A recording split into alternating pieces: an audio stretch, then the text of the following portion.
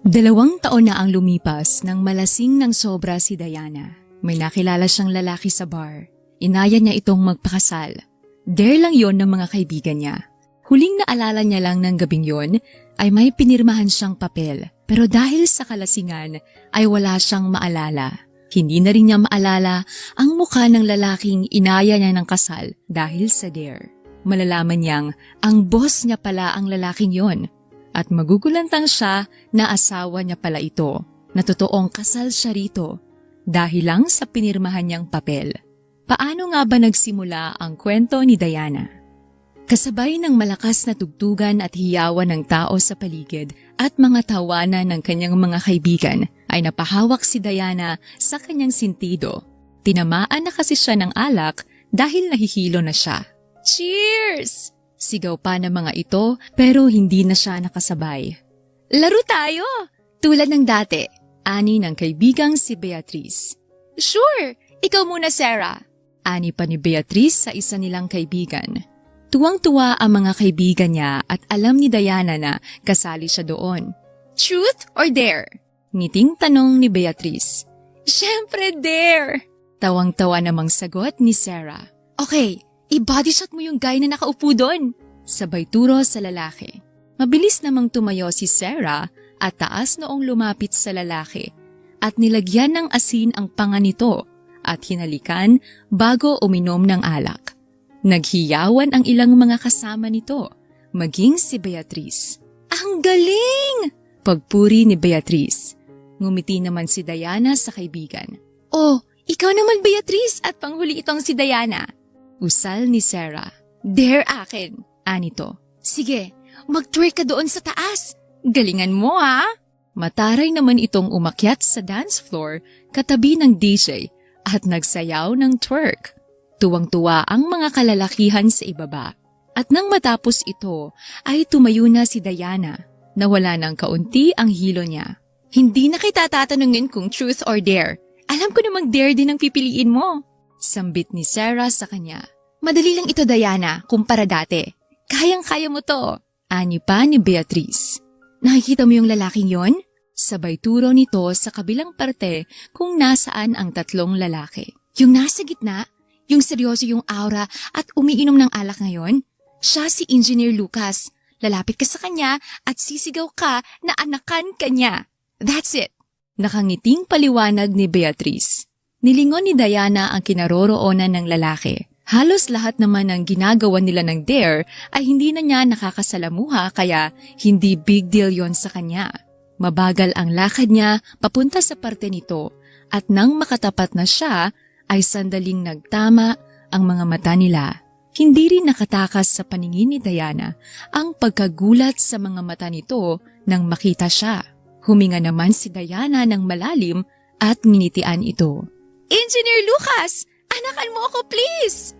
Sigaw niya, dahilan para makuha niya ang atensyon ng mga naroon, lalo na ang atensyon ng binata. Nag-flying kiss pa siya dito bago kumindat at tumalikod. Narinig niya pa ang ilang kansyawan at nang makalapit siya sa mga kaibigan ay nagtawanan ang mga ito. Walang kupas! Ani ni Sarah. Hindi na rin siya nagtagal doon at umalis na. May lakad pa kasi siya kinabukasan at bukod doon ay nahihilo na din siya. Masakit ang ulo niya nang magising kinabukasan. Ayaw pa sana niyang bumangon pero kailangan niya na ng trabaho. Gulo-gulo ang buhok na nagtungo si Diana sa banyo para maligo. Kumuha lang siya ng noodles para sa kanyang almusal at walang buhay na naupo sa harap ng mesa. Mag-isa lang siya sa kanyang kondo dahil nakabukod na siya sa kanyang mga magulang. Kumuha siya sa cabinet ng gamot sa hangover matapos kumain. Bit-bit ang mga requirements ay pumasok siya ng gusali. Dumaan muna siya sa reception staff para magtanong kung nandito na ang mag-i-interview sa kanya. Good morning po. Saan po ang interview? Tanong niya. Sa itaas po, ma'am. Papasamahan ko po kayo sa isang staff. Ani nito at nagtawag ng isa para samahan siya. Ang sabi ay wala daw ang mismong boss kaya iba ang mag-i-interview. Ngumiti siya nang makapasok sa opisina. Nag-umpisa itong magtanong at binigay niya na ang mga papeles niya. We will just call you Miss Lopez. Usal nito kaya tumango siya at tumayo. Thank you sir, aniya at nagpaalam na. Umuwi din siya kaagad sa kanyang kondo at mag-iintay na lang ng tawag.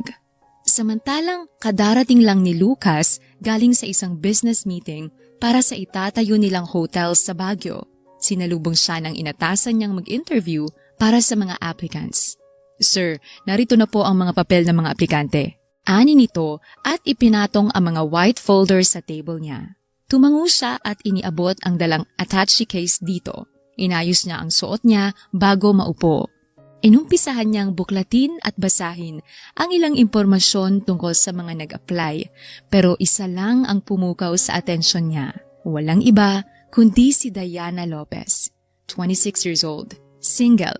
Bahagyang tumaas ang kilay ni Lucas. Single ha? Aniya. Itinabi niya ang ilang folder at iniwan lamang ang folder ni Diana. Inaabot niya ito sa lalaking kaharap. Hired her. Aniya kaya tumango. Okay sir, I will call her. Saad nito at lumabas na. Sumandal si Lucas sa kanyang upuan at ngumisi. Naalala niya ang nangyari noong isang gabi, lalo na ang pangyayari 2 taon na ang nakakalipas. Panahon na para kunin ito, bagay na dapat matagal niya nang ginawa. Nagluluto ng tanghalian si Diana nang mag-ring ang cellphone niya. Binitawan niya ang sandok at pinatay ang stove. Hello? Sambit niya. Good morning, Miss Lopez. This is Ian Rivera from Hotel Builders Company. I just want to say that you passed and you're hired. Congrats and you may start tomorrow morning. Thank you. Halos magtatalon naman si Diana sa tuwa. Thanks po, sir. Aniya, bago tumalon-talon at masayang bumalik sa pagluluto. Maayos ang suot at excited siya sa bago niyang trabaho. Naibalita na rin niya ang pagkakatanggap niya sa mga kaibigan at masaya ang mga ito. 6:00 pa lang nang dumating siya sa kumpanya. Sa itaas siya nag-antay kung saan siya naka-assign. Dito ang cubicle mo, Miss Lopez. Itinuro sa kanya ng isang empleyado ang magiging table niya. Ngumiti siya at nagpasalamat. Naupo na siya at inilagay ang mga gamit niya. Ipapatawag daw siya ng CEO mamaya para kausapin para sa kanyang gagawin. Miss Lopez, nasa loob na ng office si Sir Lucas at ipinapatawag ka. Ani ng lalaking nagngangalang Ayan. Sige po, aniya at tumayo at sinundan ito. Ito ang nagbukas ng pintuan at iginaya siya papasok. Nakatalikod na nakaupo ang lalaki sa swivel chair. Humakbang pa siya ng konti. Good morning, sir, aniya. Dahan-dahan itong umikot at humarap sa kanya. At ganoon na lamang ang gulat ni Diana nang makilala ito. Halos hilingin niya sa Diyos na ilubog na lang siya sa sobrang kahihiyang nararamdaman. Ito lang naman kasi ang lalaking sinigawan niya noon lamang isang gabi. Ang lalaking hiniyawan niya na anakan siya. Ngumiti ang lalaki.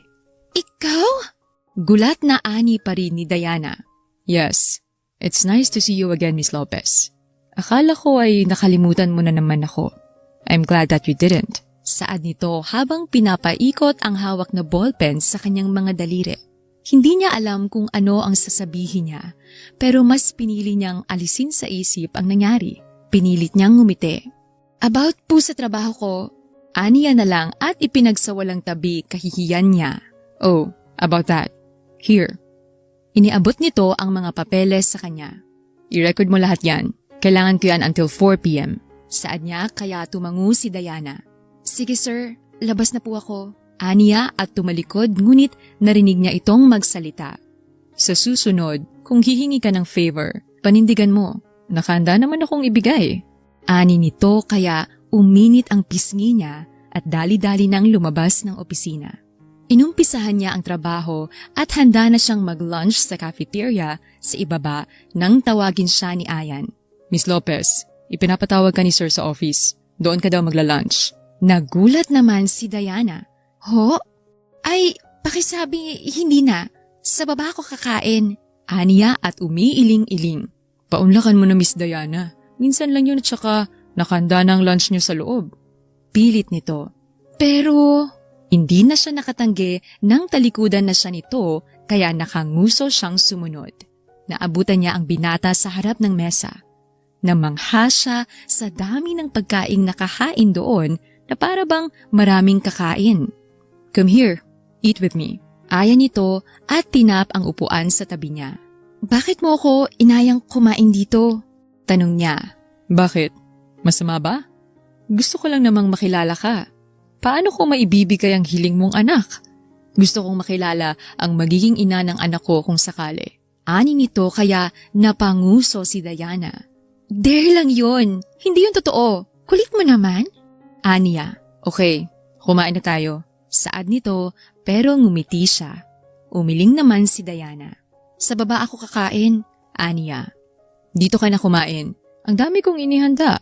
Sang pati ng tiyan ko na ito ilalagay. Halika na. Para matigil na ito ay lumapit na siya at naupo. Last na to ha. Sinamaan niya ito ng tingin. Why?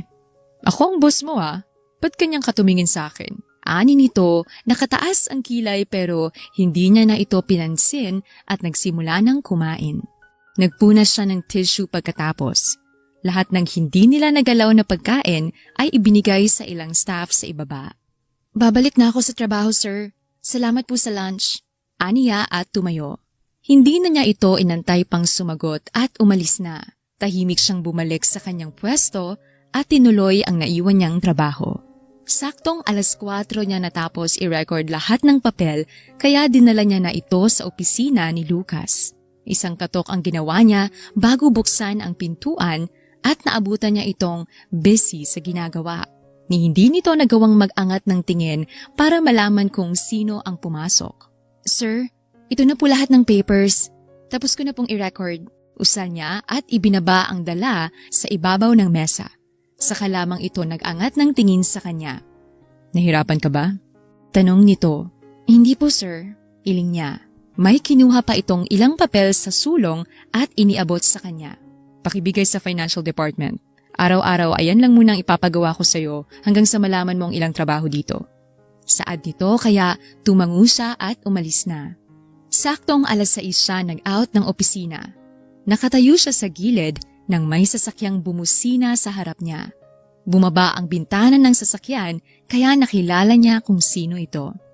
Get in. Sambit ni Lucas sa kanya.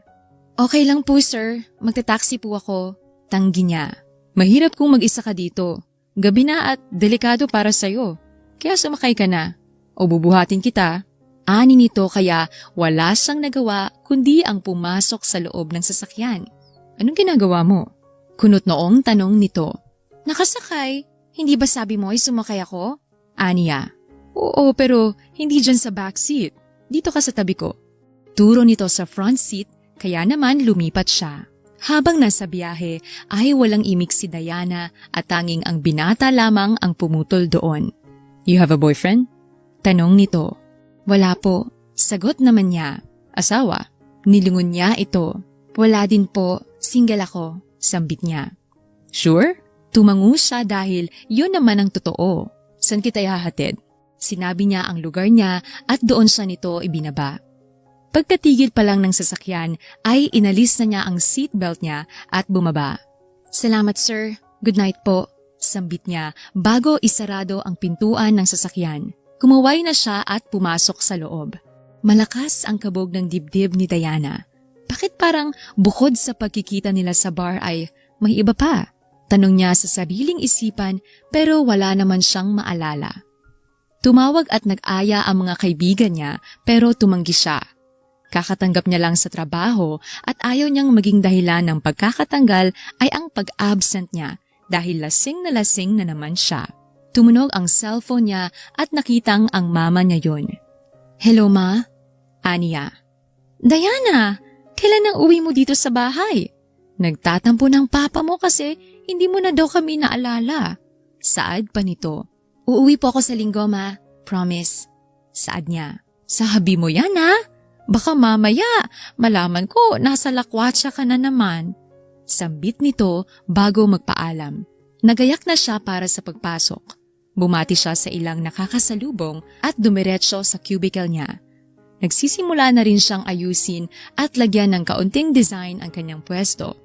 Dinala na ng assistant ng binata sa kanya ang gagawin niya. Kakaunti yon kumpara kahapon. Yan lang munang binigay ni sir. Isasama ka ata niya sa Tagaytay mamaya. Ani ni Ayan. Ha? Bakit daw? Kailangan ba ako dun? Tanong niya pero nagkibit balikat lang ito. Katatapos niya lang mag-record nang pumasok sa opisina nila ang binata. Dumapo agad ang mata nito sa kanila. Miss Lopez, come with me. Usal nito. Sandali namang nilingon ni Diana ang ilang empleyado pero nakangiti lang ito sa kanya.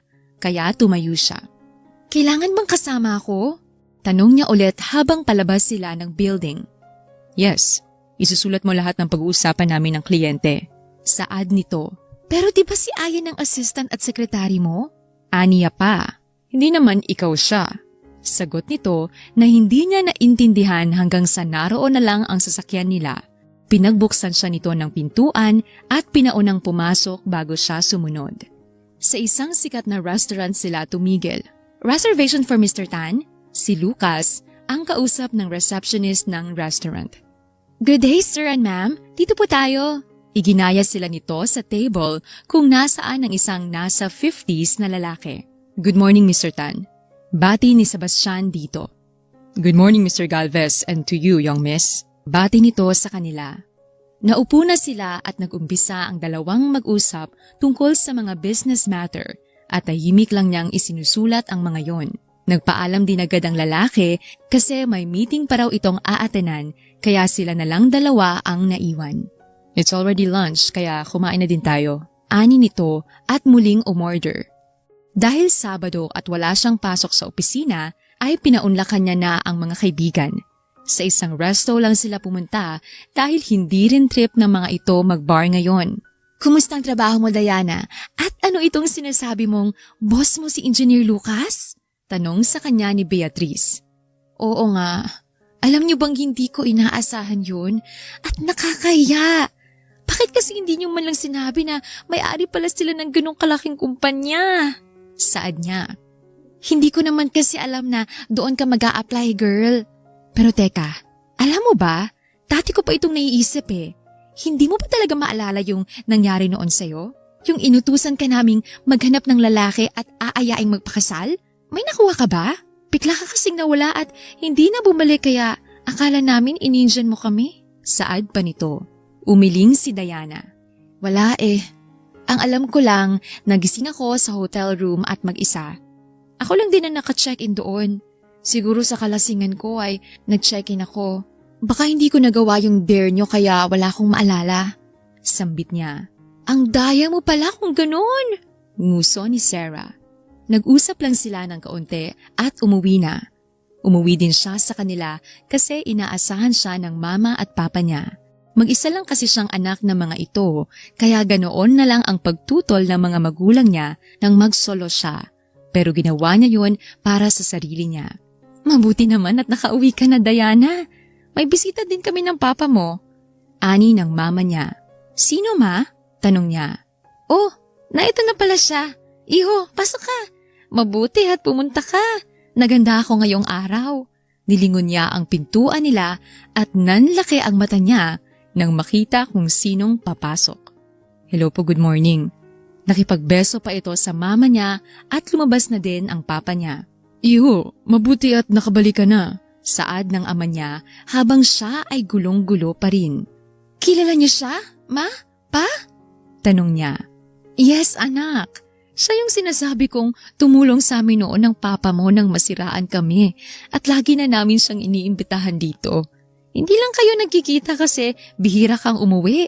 Hindi tuloy kita na ipakilala sa kanya. Sambit ng mama niya. Boss ko siya, ma.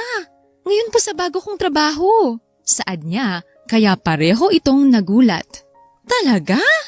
Hindi mo agad sinabi. Naku naman. Lucas, iho. Boss ka pala nitong si Diana. Anak, abyarin mong boss mo. Dali. Ani nito at iniayos na ang mesa. Nilingon niya naman ang binata na nakangiti sa kanya. Tila ba hindi nagulat na magkikita sila. Kilala mo pala sina mama at papa? Kailan pa? Tanong niya dito nang makaupo sila. Noong 1 taon pa. Sagot nito. Di kilala mo na ako kasi di ba nakakapunta ka dito? Tanong niya pa. Tumango ito. Oo, sa laki ng portrait mo dyan sa sala nyo, imposibleng hindi kita makilala. Bukang bibig ka rin ng mga magulang mo. Ani nito. Sinundan niya ang tinitingnan nito at yon ang picture niya. Napangiwi siya. Hindi niya na nga alam kung bakit pinalagay yun ng mama niya doon at sobrang laki pa. Masaya talaga ako na nakapunta ka, iho. Alam mo naman na tuwang-tuwa ako sa'yo. May girlfriend ka na ba? Tanong ng mama niya. Wala po, tita. Ani nito. Kay gwapo mong bata pero wala kang girlfriend? Itong si Diana, wala rin atang boyfriend. Ewan ko ba sa batang yan? Hindi naman namin pinipigilan. Anak, mag-boyfriend ka na. Yang kasing bait at gwapo sana nitong si Lucas. Ani pa ng ina niya. Kaya nga, iisa na nga siyang anak namin kaya gusto na namin ng bata. Napahawak na lang siya sa sentido dahil sa mga pinagsasabi ng mga magulang niya. Nagpatuloy sila sa kwentuhan at mas maraming kwento ang mama at papa niya sa binata. Close na ang mga ito. Ihatid mo sa labas ang boss mo, Diana. Dito ka na rin matulog. Utos ng mama niya. Sige ma. Aniya at sinamahan na si Lucas palabas. Mag-isa ito at walang kasamang driver. Pakisabi kina tita, nag-enjoy ako. Ani nito. Tumango siya. Ingat ka sir. Aniya. Alam mo, minsan you treat me as your boss and minsan casual ka lang sa akin. Kapag nasa ganito tayo, you can call me by my name. Ngiti nito at nagpaalam na. Pinanood niyang umalis ang sasakyan nito bago siya pumasok sa loob. Tinulungan niya ang mama niya sa pagliligpit at siya rin ang naghugas ng pinggan. Wala silang katulong dahil ayaw naman ng mama niya. Bukod doon ay hindi rin naman sila ganoon kayaman. Simple lang at sapat lang ang kinikita ng mga magulang niya sa maliit nilang restaurant. Matapos ay umakyat na rin siya sa kanyang silid para magpahinga. Lunes ng umaga ay pumasok siya sa opisina. Nagulat siya kasi naroon na agad si Lucas. Good morning, sir. Bati niya dito. Good morning. Kumusta ang tulog mo? Tanong nito. Maayos naman. Aniya. Here, pakiayos at pakirecord natin. Paki-encode din ito. Thanks. Saad ng binata sa kanya. By the way, can I invite you for dinner? Usal ng binata habang diretsyong nakatingin sa mga mata niya. I think that's a yes. Ihahatid na lang kita mamaya. Ngiti nito. Totoo ang sinabi nitong magdi-dinner sila dahil pagkalabas pa lang niya ng opisina ay naroon na ito at nag-iintay. Let's go? Ani nito. Okay. Aniya at sumama na dito. Tinitingnan sila ng ilang empleyado kaya medyo kinabahan si Diana. Baka kung anong isipin nila kung bakit lagi tayong magkasama, sambit niya. Don't mind them. Hindi naman importante ang iniisip nila.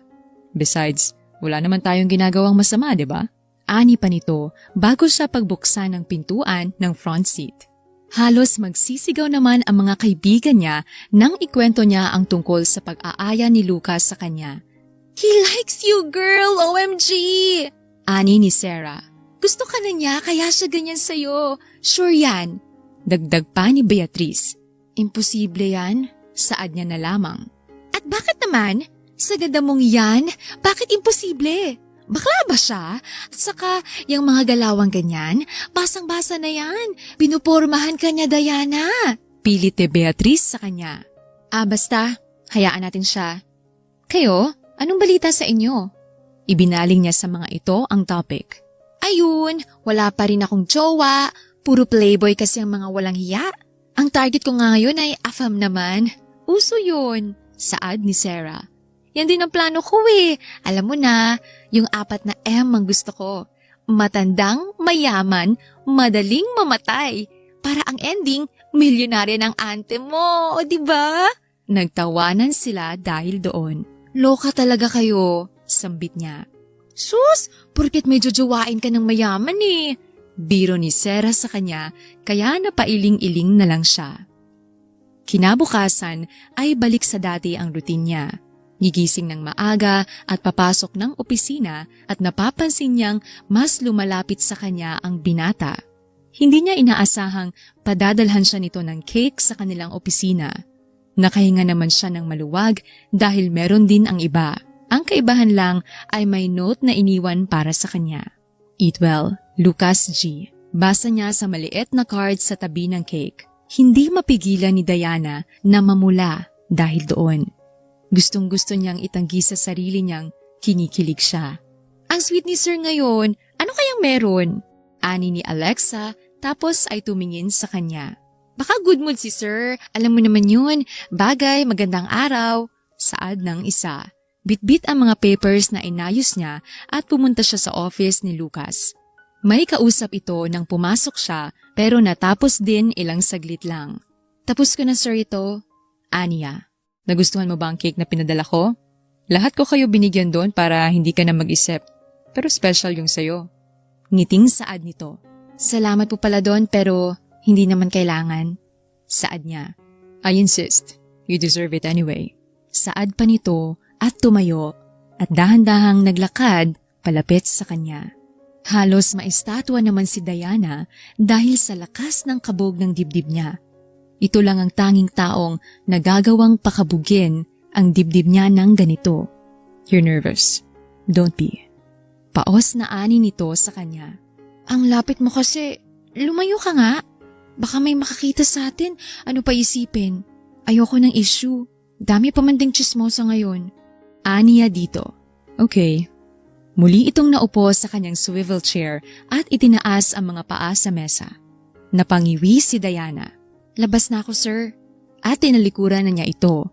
Pinaypayan niya ang sarili at kinapakapa ang sariling pisngi na alam niyang namumula na. Bumuga siya ng hangin at pumasok sa opisina at naupo sa harap ng computer. Tulad ng inaasahan, naroon na naman sa lobby si Lucas at inaantay ang paglabas niya. Ihahatid ulit kita. Nakangiting sambit nito na para bang normal na ito para sa kanya. Alam niyang kahit tumanggi siya ay hindi rin ito papayag. Pwede ba kitang tanungin? Saad niya habang nasa biyahe. Sige, ano yun? Sandali siyang binalingan ng tingin. Pinupormahan mo ba ako? Diretsyang tanong niya habang nakatingin dito. Ngumiti at natawa naman ito kaya kumunot ang noo ni Diana. Bakit natawa ka? Inis na sita niya. Manhid ka kasi. Sa tagal kong nagpaparamdam, hindi mo pa pala alam? Oo, pinopormahan kita. Nagpapalakas nga ako sa'yo lagi eh. Sambit nito. Malay ko sa'yo, wala ka namang sinasabi. Halos pabulong na aniya sa binata. Ngayon, pwede ba akong manligaw? Tanong nito. Really? Sa kaligitnaan ng biyahe? At saka, bakit ako? Ano bang meron sa akin? Empleyado mo lang ako. Mayaman ka, ako hindi. Usal niya. Kasi ikaw si Diana. Ikaw ang gusto ko. Seryosong saad nito at dahil sa usapan nila ay hindi niya namalayang nakarating na sila sa kondo niya. Salamat sa paghatid. Ingat, paalam niya bago bumaba sa kotse. Hindi siya dalawin ng antok dahil sa kakaisip sa sinabi ng binata. Paikot-ikot na siya ng higa pero wala pa rin. Ang resulta ay puyat siya kinabukasan at tinanghali siya ng gising. Madaling-madali siya sa paggagayak dahil ayaw niyang mahuli sa trabaho. Hindi na siya nag-agahan pa at dumiretso na papasok. Nag-time in agad siya pagkapasok at dumiretso agad sa opisina. Dinig na dinig agad niya ang kwentuhan pagkapasok pa lamang. May nililigawan na si Sir Lucas. Swerte naman ng girl. Dinig niyang saad ng isa. Kaya nga, pagsang-ayon ng isa. Dumiretso siya sa cubicle niya at ini-open ang computer. Ang bilis kumalat ng balita ngayon. Daig pa ang internet ng Pinas sa bilis. Halos mapaiktad siya nang may magsalita at siya na naman ang hinahanap. Delivery po for Ma'am Diana. Saad ng lalaki. Ho, wala akong order. Baka po sa ibang department yan. Sambit niya. Sa inyo po ito, Ma'am Diana Lopez. Ani pa ng lalaki, kaya lumapit na siya ay pangalan niya nga ang nakalagay. Bayad na po ito, ma'am. Papirma na lang po. Kinuha niya ang ballpen at pinirmahan ang logbook. Kunot ang noo niya habang hawak ang isang bouquet ng bulaklak at isang box ng chocolate sa kanyang cubicle. Kanino galing, Diana? Tanong ng kasamahan niya. Hindi ko alam eh, sagot niya. Baka secret admirer mo galing sa ibang department? Usal nito. Napansin niya ang card na nakasingit sa bulaklak at doon niya nakilala kung sino ang nagpadala ng mga yon. Walang iba kundi ang boss niyang si Lucas. Nakita niyang pumipirma ang binata nang pumasok siya sa opisina nito. Dire-diretso siyang naglakad papalapit dito at inilagay sa mesa ang mga ginawa niya. Bakit nagpadala ka pa ng mga yon? Tanong niya. Why? Hindi mo ba nagustuhan? Tanong nito. Para saan ba yun? Aniya pa. Binitawan nito ang hawak na ballpen at tumayo. Nilapitan siya nito. Hindi pa rin pala malinaw sa'yo. Pero okay, uulitin ko. Pwede ba akong manligaw? Walang ano-ano'y tanong nito sa kanya. Hindi agad nakasagot si Diana. Walang namutawi sa kanyang bibig dahil sa lakas ng pintig ng puso niya. Mas lalo itong lumapit at iniintay ang sagot niya. Ewan, pag-iisipan ko. Labas mo na ako. Utal na saad niya at mabilis na lumabas. Maaga siyang nag-out para hindi siya abutan ni Lucas at sumakay lamang siya ng taxi. Ikinuwento agad niya sa mga kaibigan ang nangyari nang tumawag ito. OMG! Ang haba ng hair mo, girl! Abot hanggang EDSA, oh! Ka-video call niya ang dalawa sa messenger. Tinalo mo na si Rapunzel. Tapos, pag-iisipan mo pa kung magpapaligaw ka? Pero ang totoo, yes na yes ka. Pa-hard to get ang peg mo ngayon, ha? Sambit ni Sarah na todo talak sa kabilang linya. Balitaan mo ulit kami sa love life mo, ah.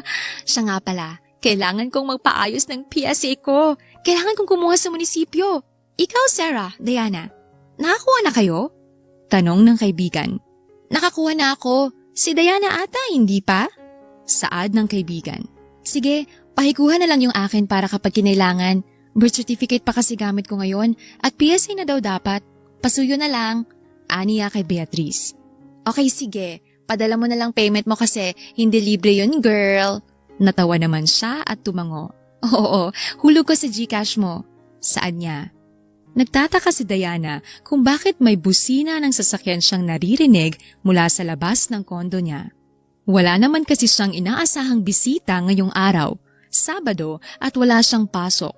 Imposible ding mama at papa niya yon kasi hindi ito nagsabi. Lumabas siya, bitbit ang tasa ng kapeng iniinom niya. Nakapantulog pa siya at hindi pa nakakaligo.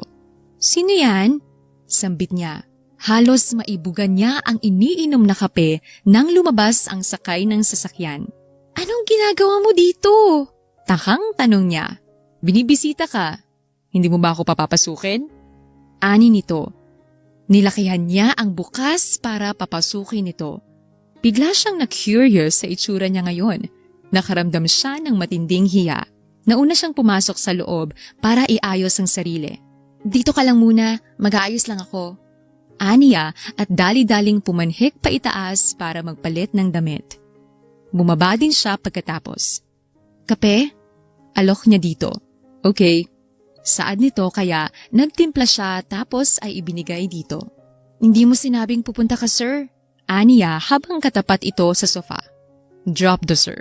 At saka, naisip ko lang puntahan ka. Tungkol sa tinatanong ko kahapon, nakapag-isip ka na ba? Tanong nito. Bakit muna ako? Tanong niya. Simple. You got my whole attention and I like you. Saad nito. Kung ganon, pumapayag ako.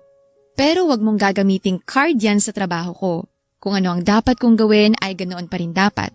Don't give me a special treatment. Saad niya at marahan itong tumango. Ito ang opisyal na araw ng panliligaw ko. Ipagluluto kita. Tumayo ito at lumabas. May bitbit na agad ito papasok at mukhang planado na. Huwag mong susunugin ang kusina ko. Paalala niya. Nakaupo lang siya habang pinapanood itong maghiwa ng karne at ilang rekado. Halatang sanay sa kusina ang binata at pakiramdam niya'y daig pa siya nito. Hindi niya kasi passion ang pagluluto.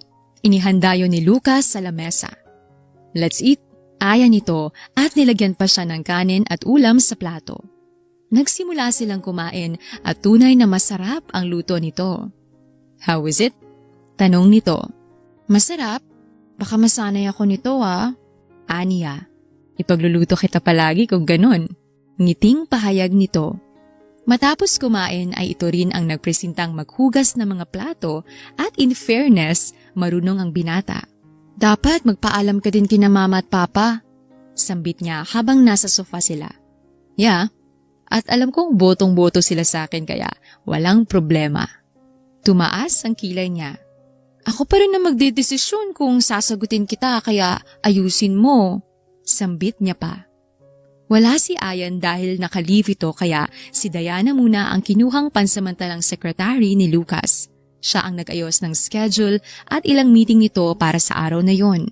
Nasa opisina siya ng binata dahil inaantay niya itong matapos sa meeting sa conference room. May project kasi itong dinideal para sa expansion ng hotel nila sa ibang lugar. Inayos niya ang ilang libro at mga papers na nakatambak sa kabilang tabi. Sinunod niya ang table ni Lucas at hindi sinasadyang makita niya ang isang envelope sa sulong ng lamesa nito. Dala ng kuryosidad ay marahan niyang kinuha at binuksan ang envelope at tumambad sa kanya ang personal information ng binata. Status? Married? Takang basa niya sa papel at paulit-ulit na binasa yon kasi akala niya ay nagkamali lang siya ng basa. Pero hindi. Unti-unting uminit ang sulok ng mata ni Diana kasi pakiramdam niya'y niloko at tinraidor siya nito. Paano niya ako nagawang ligawan? Kayong kasal pala. Mahina niyang usal sa sarili, puno ng pait. Bumukas ang pintuan ng opisina at pumasok doon si Lucas. Nagulat ito nang makita ang itsura niya, lalo na ang papel na hawak niya. Kasal ka! Kasal ka pero may gana kang manligaw? Gagawin mo ba akong kabit mo? Puno ng galit niyang anas dito. Hindi. Magpapaliwanag ako. Hindi kita ginagawang kabit, Diana. Isang malakas na sampal ang ginawa niya dito. Huwag mo nang tangkaing bilugin ang ulo ko! Usal niya at nagmarch sa palabas ng opisina at pilit na pinupunas ang luha niya. Masama ang loob niyang umuwi ng kondo niya. Hindi na niya natapos ang trabaho dahil sa nalaman.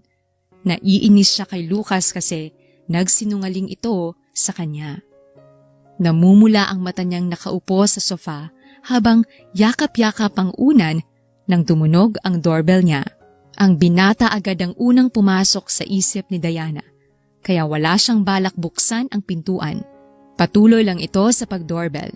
Natigil lang siya sa pagtulala nang mag-ring ang cellphone niya. Tumatawag ang kaibigan niyang si Beatrice. Hello? Sambit niya. Uy, Diana! Nasaan ka? Nasa trabaho ka ba?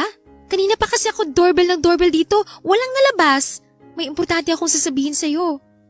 Saad nito kaya mabilis siyang napatayo. Buong akala niya kasi ay si Lucas ang nasa labas. Binuksan niya ang pintuan at nakita ito. Tinaasan siya nito ng kilay. Nandyan ka lang naman pala pero hindi mo ako binubuksan. May papakita ko sa'yo. Tuloy-tuloy itong pumasok, dala ang folder. Naupo ito sa sofa tapos ay sinenyasan siyang lumapit. Di ba nga nagkuha ko ng PSA? Tapos ay kukunin ko sana yung sa'yo pero sabi ay hindi mo na daw kailangan noon at ito na ang kailangan mo. Ani nito at ibinigay ang papel sa kanya. Ano to? Tanong niya naman. Marriage contract mo. Nakalagay ang pangalan mo dyan. Saad pa nito. Kumunot ang noo niya. Walang maintindihan sa nangyayari. Paanong marriage contract ko ito eh? Hindi pa naman ako kinakasal. Wala nga akong boyfriend, Beatrice. Kalokohan yan. Baka binibiro ka lang ng mga taga ron. Saad niya sa kaibigan. At alam mo bang nakakagulat, Diana? Si Lucas ang asawa mo sa marriage contract na yan. Tingnan mo. At nakasaad din dyan, kinasal kayo 2 taon na ang nakakalipas.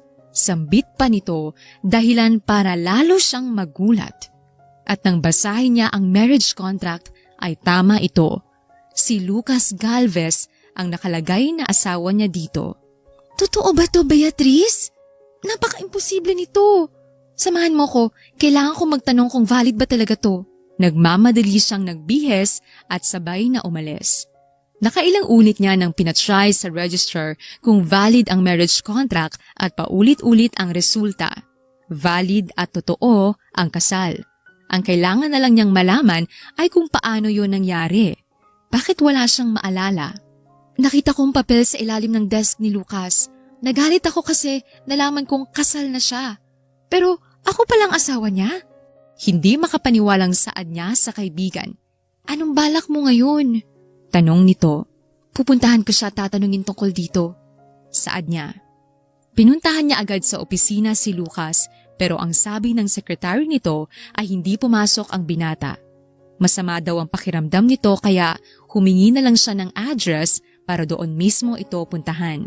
Nakakadalawang doorbell pa lang siya sa harap ng bahay nito nang lumabas ang isang matanda. Base sa ayos ng damit ay naisip niyang isa ito sa kasambahay ng lalaki. Sino pong kailangan? Tanong nito. Nandyan ba si Lucas Galvez? Empleyado niya ako. May nais lang sana akong itanong. Pahayag niya. Tumango naman ito at mas nilakihan ang bukas ng gate. Opo, ma'am. Nasa itaas po si sir. May lagnat po kasi siya kaya baka hindi niyo rin makausap. Pasok po kayo. Ayan nito at iginaya siya papasok. Nakita niyang pumasok ito sa kusina at may dala ng tray ng pagkain paglabas. Sumabay na po kayo sa akin paakyat.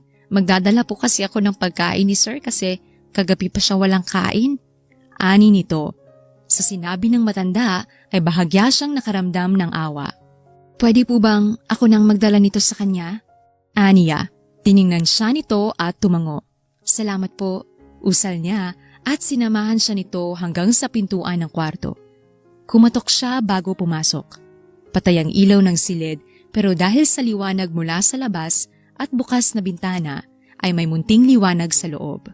Dumapo agad ang mata niya sa lalaking nakahiga sa kama. May balot ng kumot at pikit ang mga mata. Marahan niyang ipinatong sa mesa ang tray at sandali itong pinagmasdan. Unti-unting nagmulat si Lucas at diretsyong nakatingin sa kanya. Diana, hanggang sa panaginip ko nakikita kita.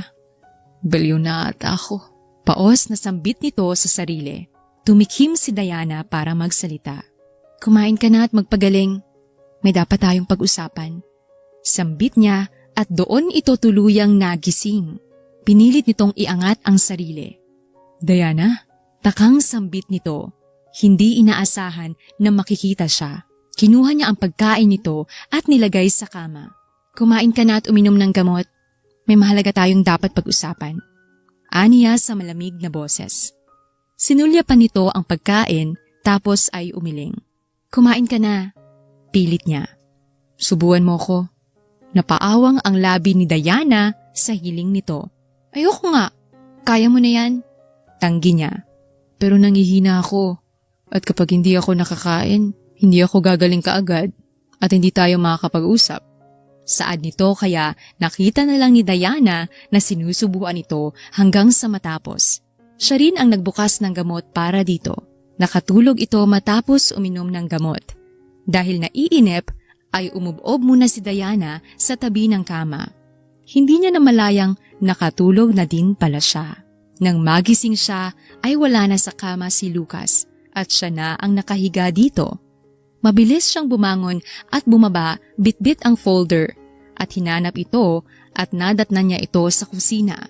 Maayos na ang hitsura. Ngumiti pa ito nang makita siya.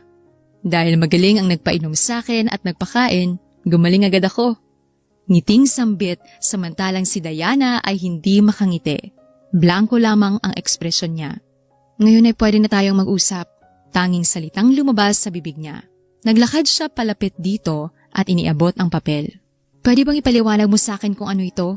Kung bakit ako kasal sa'yo? Tanong niya at tinanggap yon ni Lucas at binasa. Hindi mo pa rin pala naalala. Sa bagay, lasing ka noon at matagal na.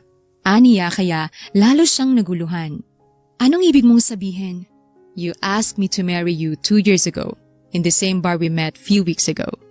Lasing ka noon, kaya hindi mo siguro naalala pero tama bang kalimutan mo ko? Sabi mo, pakasalan kita at dahil gusto na kita noon pa, ginawa ko. Pumunta tayo sa kaibigan kong attorney at sinabi kong ikasal tayo. Gabi na at dinala kita sa hotel pero pangalan mo lang ang ginamit ko. Lumabas lang ako saglit para kumuha ng pagkain pero pagbalik ko, wala ka na. At nang magkita tayong muli, makalipas lamang ang ilang araw, dinaanan mo lang ako na parang hindi mo ko naalala. May halong puot na sabi nito. Tama ka nang narinig. I like you since then. At nang akitin mo ko ng kasal ay hindi ako tumanggi. Kahit alam kong ganitong mangyayari. Paliwanag dito kaya naman gulat na gulat si Diana sa mga nalaman. Kaya hindi kita ginagawang kabit kasi sa simula pa lang, asawa na kita. Ani nito. Naupo si Diana sa upuan at uminom ng tubig. Lasing ako noon at dare yun ng mga kaibigan ko. Tanging aniya. Alam ko. Saad nito. Tapos ay hindi mo man lang sinabi sa akin? Ang dami mong pagkakataon pero hindi mo sinabi. Usal niya. Dahil natatakot ako sa magiging reaksyon mo. Hindi mo lang alam kung gaano ko natuwa nang makita kong pangalan mo sa aplikante ko. Dagdag nito. Hindi alam ni Diana kung ano ang mararamdaman niya ngayon sa mga nalaman. I want an annulment. Sambit niya at hindi niya nakitaan ng gulat si Lucas sa sinabi niya. Yes, I want that too. Siya ang nagulat sa binitawan nitong salita. Hindi dahil ayokong asawa ka kundi dahil gusto kong pakasalan ka sa hindi ganoong paraan. We will do an annulment. Dagdag pa ng binata. Tumawag agad ito sa abogado nito para abyarin ang annulment papers nila at dahil lasing siya nang nangyari ang kasal ay may valid reason sila para ipavoid at ipa-annul ang kasal. Hindi nila pinaalam o inilabas pa sa ibang tao ang tungkol sa sikreto nilang kasal. Maging ang mga magulang niya ay walang alam sa nangyari. Tanging si Sarah at Beatrice lamang ang nakakaalam. Sign this annulment paper at malaya na kayong dalawa. Sambit ng attorney. Si Lucas ang naunang pumirma bago siya. Thank you, attorney. Sabay nilang sambit bago tumayo. Balik normal ang lahat. Si Diana ay bumalik sa trabaho niya at hindi muna sila nag-uusap ni Lucas. Gusto muna nilang pahupain ang nangyari. May ilan pang nagtanong na katrabaho niya kung bakit ilang araw siyang absent. Nagdahilan na lamang siya na may inabiyad siyang importante. Akala niya ay ititigil ni Lucas ang panliligaw sa kanya, pero hindi. Patuloy itong nagpapadala sa opisina nila. Palagi siyang binibiro ng mga kasamahan tungkol sa secret admirer niya. How are you? Tanong nito nang magdala siya ng mga papeles sa opisina nito. Okay lang, aniya. May ginagawa siya nang marinig ang ilang kwentuhan ng mga katrabaho niya. Dumating daw ang mga magulang ni Lucas. Tanghali nang lumabas siya para mag-lunch nang makasalubong niya ito. Good afternoon po, bati niya. Ngumiti ito sa kanya. Good afternoon din. Bati pabalik ng ginang habang ngumiti lang ang asawa nito. Nag-aabang siya ng taxi nang pumarada si Lucas sa harapan niya. Bumaba ito at naglakad palapit sa kanya. Ihatid na kita.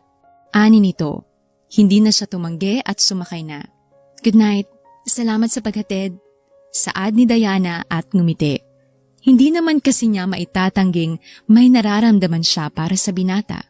Good night too. Ani nito. Bumalik sa dati ang samahan nila. Nawala ang awkwardness dahil sa kasal na nangyari noon. Let's date. Hindi yon tanong. Okay, sagot niya. Alam na rin ng mga magulang niya na nanliligaw si Lucas sa kanya. Tuwang-tuwa pa nga ang mga ito dahil gusto nito si Lucas noon pa. Maging siya ay dinala na ni Lucas sa kanyang pamilya. Dalawa silang magkapatid na lalaki at si Lucas ang bunso. Kaya pala pamilyar ka, iha. Ikaw yung babae sa picture na nasa wallet ng anak ko. Naalala niyang saad nito nang magkita sila. Hindi niya alam kung bakit hindi niya nakita noon si Lucas. O baka nakita niya ngunit hindi niya lang napapansin. Iginaya siya nito papasok ng restaurant.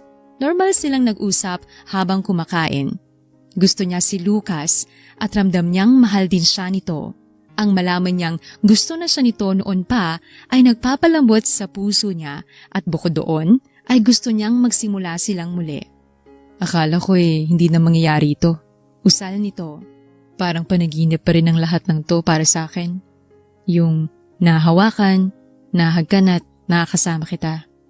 Sinserong saad nito. Lucas, sinasagot na kita. Nakangiting aniya. Noong una ay hindi agad ito nakapag-react pero nang mapagtanto nito ang sinabi niya ay mabilis itong tumayo at niyakap siya. Salamat! Masayang saad nito. Naging maganda ang relasyon nilang dalawa sa mga sumunod na buwan. Ngayon ay nasa kondo niya si Lucas. Ito ang nagluto ng dinner nila habang nakaupo lang siya sa harap ng mesa. Luto na! Let's eat! Ito rin ang naglagay ng plato at naghanda ng iba pa sa lamesa habang si Diana ay nakaupo lang. Tulong sila sa paghuhugas ng pinggan dahil ayaw siya nitong payagang mag-isa. Sabi sa'yo ko na lang, ang unti-unti nito. Saad niya pa. Lalo lang tumagal ang paghuhugas nila ng pinggan kasi kinukulit siya nito. Dahil gabi na ay doon niya na pinatulog ang binata. Parehas na silang nakaupo sa kama. Lumapit siya dito at hinalikan ito sa pisngi. Nagkatitigan silang dalawa hanggang sa unti-unti nitong ilapit ang sariling mukha at sakupin ang labi niya. Gumanti siya sa banayad nitong halik hanggang sa pareho na silang nakahiga sa ibabaw ng kama at tinutupok ng apoy ng kanilang damdamin. Buong puso niyang ibinigay ang sarili kay Lucas. Mahal niya ang binata at wala siyang pinagsisisihan sa nangyari. Masakit ang gitnang bahagi ng hita niya nang magising siya. Saktong bumukas ang pintuan ng kwarto niya at pumasok si Lucas na may dalang tray ng pagkain para sa kanya. Napadaing siya nang pilitin niyang tumayo. Ang sakit. Daing niya pa. Nilapitan naman siya ni Lucas at binuhat. San ba kita ibaba? Tanong nito. Nahihiya tuloy siya dito. Magbabanyo mo na ako. Intayin mo na lang ako dito. Sambit niya kaya doon siya nito dinala at nang makitang ayos na siya ay saka lamang ito lumabas. Naghilamos at nagtoothbrush siya bago lumabas. Nahirapan pa siyang umihi kasi mahapdi ang gitnang parte niya. Let's eat, ani ni Lucas. Iniabot nito ang plato sa kanya at ang isang basong gatas. Nilingon niya ito dahil siya lang ang nakain sa kanilang dalawa. Bakit ayaw mong kumain? Saluhan mo ko. Alok niya dito. Subuan mo na lang ako para tipid sa hugasan. Ngiti nito kaya naman ganoon ang ginawa niya. Magkasalo sila sa iisang pinggan tulad ng gusto nito. Nahiga pa sila pagkatapos at hapon na bumaba dahil may pasok na sila kinabukasan at kailangan nang umuwi ni Lucas. Umuwi ka na at bukas na lang tayo magkita. Pilit niya sa binata dahil wala itong balak umuwi. Dito na lang ulit ako matutulog. Anito kaya sinamaan niya ito ng tingin. Tigilin mo yan Lucas masakit pa to. Aniya pero humagalpak naman ito ng tawa. Alam ko naman yun at saka may awa naman ako. Tulog naman. Ani nito pero itinulak na niya ito palabas ng pintuan. Uwi na. Bye-bye. Sambit ni Diana nang makalabas na ito ng pintuan. See you tomorrow. Usal nito tapos ay hinagkan siya sa noo bago tuluyang umalis. Nakita sila ng mga magulang ni Lucas sa opisina. Bumisita kasi ito doon at umattend ng meeting ang ama nito. Hello po, aniya at ngumiti nang makita ito sa opisina ng binata. Ahay, iha! Nakipagbeso ito sa kanya, ganoon din ang ama nito bago siya naupo sa sofa. Invite sana namin kayo ng papa mo anak sa bahay mamaya for dinner. Okay lang ba yun sa'yo, Diana? Binaling sa kanya ang paningin nito. Oo naman po, pupunta po kami. Sagot niya kaya napangiti ako. That's good. Ano bang paborito mo para maipahanda ko? Nagkwentuhan sila saglit bago ito nagpaalam dahil may dadaanan pa rin daw itong kaibigan. Dumaan lang sila sa kondo niya para magpalit ng damit tapos ay dumiretso na sila papunta sa bahay ng mga magulang ng binata. Ito na ang pangalawang beses na makakapunta siya doon. Sinalubong sila ng kasambahay sa bukana ng mansyon at sinamahan sila nito patungo sa dining area. Good evening po, bati niya. Good evening sa inyo, have a seat. Ipinaghila siya ni Lucas ng upuan bago ito naupo sa tabi niya. May parating pa tayong bisita. Kadarating lang ni Fiona galing States at inimbitahan ko siyang makipag-dinner sa atin ngayon. Usal ng ina ng binata. Hindi niya kilala ang Fiona na sinasabi nito. Umuwi na siya? Tila gulat na tanong ni Lucas sa ina. Tumango-tango naman ang ginang. Yes, iho. Kaya nga inimbitahan ko siya kasi 3 years na din mula nang makapunta siya dito. Ani pa nito. Good evening everyone! Sabay-sabay silang napalingon sa pinanggalingan ng boses at nakita niya roon ang nakangiting babae. Nakasuot ito ng fitted dress at masayang nagbeso sa mga magulang ng binata at nagulat siya nang humalik ito sa pisngi ni Lucas na para bang hindi siya nakita. Pansin niya ring nagulat si Lucas sa ginawa nito at nang makaupo ito ay saka lamang siya nito napansin. Who is she? Tanong nito. Kay Lucas nakatingin. She's Diana, my girlfriend. Pakilala sa kanya ng binata dahilan para matagkal ang kaunting bara sa dibdib niya. Napawi naman ang ngiti ng babae bago siya muling tiningnan tapos ay tumingin sa mga magulang ni Lucas. How are you, tita? Tito? Nakangiting tanong nito. We're good, iha. Mabuti at umuwi ka na. Ang tagal mong nawala. Saad ng ginang habang kumakain sila. Si Lucas ang naglagay ng pagkain niya. Ipinahiwa pa siya nito ng karne. Yes, tita. May kailangan po kasi akong gawin at may surprise ako sa'yo. Siguradong matutuwa kayo sa regalong dala ko. Ani nito tapos ay tumingin kay Lucas. Here, Lucas. Di ba favorite mo to? Ito pa mismo ang naglagay ng ulam sa pinggan ng binata. It's okay, Fiona. I can do it. Tigil ni Lucas dito at kinuha ang kutsara. Lumayo naman ang babae dito samantalang nagbabalik-balik ang tingin ni Diana sa dalawa. Nagpaalam na si Lucas sa mga magulang para umalis. Naramdaman siguro nitong hindi siya komportable. Ma, pa, mauna na kami ni Diana. Have a good night. Paalam nito sa mga magulang. Okay, iho. Mag-ingat kayo sa pag-uwi. Bili nito kaya umalis na sila. Habang nasa biyahe ay hindi niya napigilang tanungin si Lucas tungkol kay Fiona. Mukhang close kayo ni Fiona. Maging ng mga magulang mo, usal niya. Nilingon siya nito. Kababata ko siya. Namin ni Kuya Leo. Sagot naman ng binata. Tumangutango na lang si Diana at hindi muling nagtanong. Hindi niya inaasahang magkikita sila ng babae sa kumpanya niya kinabukasan. Si Lucas mismo ang binisita nito. Usap-usapan kasi yon sa buong kumpanya. Nakita niya ring lumabas ito sa opisina ng binata. Nasa powder room siya nang bumukas ang pintuan at pumasok doon ang babae. Itinuloy niya lang ang ginagawa nang magsalita ito. Kilala mo ba ako sa buhay ni Lucas? Bigla ay tanong nito. Oo, kaibigan ka daw niya pero sa nakikita ko'y ibang nararamdaman mo. Binalingan niya ito ng tingin tapos ay itinabi ang lipstick na ginamit. Gusto niya ako. Umalis lang ako kaya hindi naging kami. Kaya ka nakapasok sa buhay niya. Tila insultong anas nito. Bakit hindi ka niya niligawan niya noon? Bakit niya hinayaang umalis ka? Nginisian niya rin ito pero hindi ito nagpatalo. Huwag mong kalimutang ako pa rin ang nauna. At may isa pa akong alas na tiyak na magiging dahilan para iwan ka niya. Kaya humanda ka. Nakangisi nitong sambit bago siya talikuran at umalis. Hindi agad siya nakalabas ng banyo.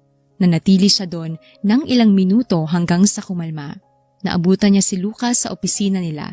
Hinahanap siya. Pwede ba tayong mag-usap? Saad niya nang makalapit siya dito. Nauna itong lumakad papunta sa office niya habang kasunod siya. Nanggaling si Fiona dito, diba?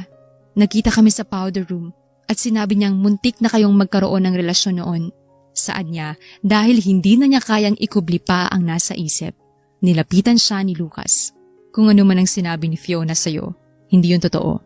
Hindi naging kami dahil kaibigan lang ang turing ko sa kanya. Sorry kung ginugulo ka niya. Huwag ka mag-alala kasi pagsasabihan ko siya. Pahayag nito tapos ay hinawakan ang pisngi niya. Laking pasalamat niya nang hindi na muli pang pumunta doon ang babae. Dahil sa totoo lang ay kumukulo ang dugo niya sa tuwing nakikita ito. Nasa meeting si Lucas kaya hindi siya nito maihahatid. Nag-aabang siya ng masasakyang taxi nang makita si Fiona na lumalabas ng kabilang building. Ngumisi ito nang makita siya. Hi Diana, it's nice meeting you again. Can't wait to tell what my surprise is. May bahid ng pang-aasar na saad nito. Hindi niya ito pinansin hanggang sa umalis na rin ito sakay ng kotse. Agad naman siyang pumara nang makita ang taxi. Nag-text siya kay Lucas na nakauwi na siya at dahil sa pagod ay agad siyang hinila ng antok. Ni hindi na siya nakapaghapunan. Madaling araw siya nang magising dahil nahihilo siya. Chinek niya ang cellphone niya at nakita ang text message ni Lucas. Hi, let's meet tomorrow sa restaurant malapit sa kumpanya. Basa niya sa text nito. Kumunot ang noo ni Diana. Hindi niya alam kung ano ang pakulo ni Lucas dahilan kung bakit ito nakikipagkita sa restaurant gayong magkikita rin naman sila sa opisina. Uminom lang siya ng gatas matapos ay nawala na ang hilong nararamdaman niya. Naligo at nagbihis na siya para tumungo sa trabaho pero dadaan muna siya sa restaurant na sinabi ni Lucas. Kabababa lamang ni Diana sa taxi nang may kasunod na sasakyang dumating. Bumaba doon si Fiona na ikinagulat niya pero mas nakakagulat na makita ang batang kasama nito. Sa tingin niya ay nasa 3 taong gulang na ang bata. Malakas na kumabog ang dibdib niya sa mga posibilidad na tumatakbo sa isip niya. Kamukhang kamukha ni Lucas ang batang nasa harapan niya ngayon. Sa tingin ko naman ay matalino ka, Diana. At tama ka ng iniisip. Si Lucas ang ama ng anak ko. Sambit nito. Who is she, Mommy? Tanong ng bata, nakatingin sa kanya. She is her daddy's girlfriend. Sagot naman ng ina. Lumukot ang mukha ng bata. But how about us? Ani nito. Kaya kailangan nating kunin ang daddy mo. Diba? Gusto mo siyang makasama? Ani nito at hinarap ang tumatangong anak. Binalingan siya ni Fiona ng tingin. Ngayong alam mo na ang alas na sinasabi ko, sana naman magising ka na. May anak kami at siguro naman may konsensya ka. Kailangan ng anak kong ama niya, kaya please lang, lubayan mo na si Lucas. Maati mo bang may batang hindi kumpletong pamilya dahil sa'yo? Sunod-sunod na sambit nito pero nananatiling walang imik si Diana. Hindi niya maitatangging nasasaktan siya pero hindi niya kayang magalit. Dahil alam niyang nabuo ang bata, hindi pa man sila nagkakakilala ng binata. Tara na Lucio, nasa loob ang daddy mo. Inakay na ng babae ang bata, papasok at kitang-kita niya kung paano tinakbo ng bata si Lucas nang makita ito. Hindi na niya kayang panoorin pa ang susunod na mangyayari. Nagmamadali siyang umalis at umiiyak na sumaka ng taxi pa uwi. Iyak siya ng iyak habang nagkukwento sa mga kaibigan. Nang sabihin niya dito ang nalaman, ay agad siya nitong pinuntahan. Pinatay niya ang cellphone niya para hindi siya makontak ni Lucas. Tahan na Diana, bakit pa kasi naniwala ka agad dyan sa Fiona na yan? Mali mo naman, niluloko ka lang yan. Sambit ni Sarah pero umiiling-iling si Diana. Nasa harap ko na yung katotohanan, Sarah. Kamukhang kamukha ni Lucas ang bata. Hindi siya nagsisinungaling. Paos na aniya. Di kausapin mo si Lucas. Ano, mag-give up ka na lang? Nangihina niyang nilingon ito. Ayoko sana. Kaso lang, anak na yung pinag-uusapan eh. At hindi ko kayang agawin sa bata ang karapatang magkaroon siya ng buong pamilya. Ang hirap kalaban nun. Naiiyak na aniya. Nakatulog na siya sa kakaiyak. Nagising siya kinabukasan na mugto ang mata. Binuksan niya ang cellphone niya at dadad ang missed call at text ni Lucas sa kanya pero ni isa ay wala siyang sinagot. Wala siyang balak pumasok sa trabaho. Naisip niya rin ang mararamdaman ng mga magulang ni Lucas kapag nalaman nitong may apo na ang mga ito. Nagdesisyon siyang umuwi sa kanila. Pinahilo muna niya ang mata niya bago pumunta sa kanila. Diana, hindi ka nagsabing uuwi ka. Halika, pasok ka. Ani ng mama niya tapos ay sumilip pa sa likod niya. Hindi mo ba kasama si Lucas? Tanong nito nang hindi makita ang binata. Umiling lamang si Diana at pumasok na sa loob. Naghanap siya ng pagkain sa kusina kasi nakaramdam siya ng gutom. Nakita niya ang ice cream sa ref kaya yon ang kinain niya ng kinain. May problema ba kayo ng nobyo mo anak? Matamlay ka. Puna ng mama niya. Ibinaba niya ang ice cream na hawak at hinarap ang ina. Maghiwalay na kami ma. Saad niya kaya nagulat ito. Bakit? Anong problema? Baka naman pwede niyong pag-usapan yan. Alalang saad ng ina niya. Maya-maya lang ay bumaba ang papa niya. Anong problema? Tanong ng papa niya. Itong anak mo at si Lucas. Maghihiwalay na daw. Ani ng ina niya. May anak si Lucas ma. Parehas silang natigil at humarap sa kanya. Ano? Paanong? Gulat na tanong nito. 3 taon ng bata. Wala pa ako noon kaya wala akong karapatang magalit sa kanya. Pero ma, hindi ko kayang pagkaitan ng karapatan ng batang yun sa ama niya, lalo na gusto niya itong makasama. Pahayag niya dito. Nagkausap na ba kayo ni Lucas tungkol dyan? Umiling siya. Hindi ko po kaya ma, sambit niya. Nagpaalam muna siyang aakyat para magpahinga. Nagising siya sa kalagitnaan ng gabi sa kakasuka. Halos maubusan siya ng lakas sa loob ng banyo. Naisip niyang baka nasobrahan siya sa kinain niyang ice cream at hindi siya kumain ng hapunan. Muli siyang bumalik sa pagkakahiga at natulog. Ang mama niya ang nagluto ng agahan. Fried rice ang naunang ihain sa mesa at naamoy niya agad ito. Parang binabaliktad ang sikmura niya kaya mabilis siyang tumakbo sa lababo. Nagmumog siya pagkatapos ngunit nawala na siya ng ganang kumain. May sakit ka ba, Diana? Ang putla mo! Puna ng ina niya at nilapitan siya para haplusin ang kanyang noo. Wala ka namang lagnat, ani nito. Samantalang nakailang dial na si Lucas kay Diana pero hindi ito sumasagot. Kahapon pa niya ito tinatawagan matapos itong hindi dumating sa restaurant. Naalala niya ang sinabi ni Fiona sa kanya. Kung wala lang siyang naalala ng gabing yun ay iisipin niya ng anak niya ang bata dahil kamukhang kamukha niya ito. Walang nangyari sa atin, Fiona. Aniya. Meron, Lucas. Hindi ba sapat na ebidensyang anak ko? Ani pa nito. Tigilan mo ko, Fiona. Maring kamukha ko ang batang yan pero alam kong hindi ako ang ama niya. Alam kong may sikreto kayong relasyon ni Kuya. Kaya hindi ko alam kung bakit ginugulo mo ko ngayon. Huwag mong sabihan ng mga kasinungalingan ng bata. Deserve niyang totoo.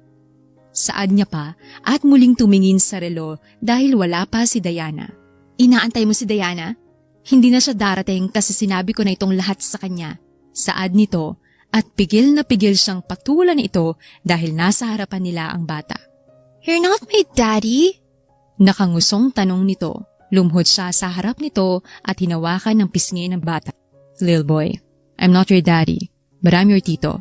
My brother is your daddy. Paliwanag niya sa bata tapos ay hinarap niya muli ang babae. Ayusin mong gulong ginawa mo, Fiona. Sabihin mong totoo sa bata. At sabihin mo kay Kuya ang tungkol sa kanya, aniya at iniwan ito. Pinuntahan niya si Diana sa kondo nito pero walang lumalabas. Ilang oras pa siyang nag-intay ngunit wala talaga. Palihim na nag-take ng pregnancy test si Diana at naiyak sa resulta. Narinig niya ang katok sa pintuan ng kanyang kwarto. Diana, may bisita ka, tawag ng mama niya. Kung si Lucas yan, ma, pakasabi, ayaw ko muna siyang makausap. Aniya. May importante siyang sasabihin sa'yo kaya bumaba ka na. Ani pa nito. Itinago niya sa bulsa niya ang PT tapos ay naghilamos at bumaba. Tumayo agad sa pagkakaupo ang binata nang makita siya. Anong ginagawa mo dito? Malamig na tanong niya. Nandito ako para sabihin, maling iniisip mo. Hindi ko anak si Lucio. Anak siya ni Kuya Leo. Kaya kamukha ko siya. Hindi mo kailangang ipamigay ako. Tuloy-tuloy na pumatak ang luha ni Diana kaya niyakap siya nito. Ayan nga ang sinasabi ko sa kanya, iho. Sabi ko ikausapin ka niya. Usal ng ina. Teka, tama ba ito nakikita ko? Pregnancy test ba ito? Pinulot ng mama niya ang PT sa sahig. Hindi niya namalayang nahulog pala ito sa bulsa niya. Buntis ka, Diana? Tanong ng ina. Naiiyak siyang tumango. Magiging daddy na ako? Bakas ang saya sa boses ni Lucas at mas humigpit ang yakap sa kanya. Hindi umuwi si Lucas at doon na ito nagpalipas ng gabi. Isang buwan nang makalipas nang ayain siya nitong lumabas. Sa rooftop ng restaurant nito na piling mag-set up ng dinner nila. Hindi pa halata ang tiyan ni Diana dahil magdadalawang buwan pa lang ito.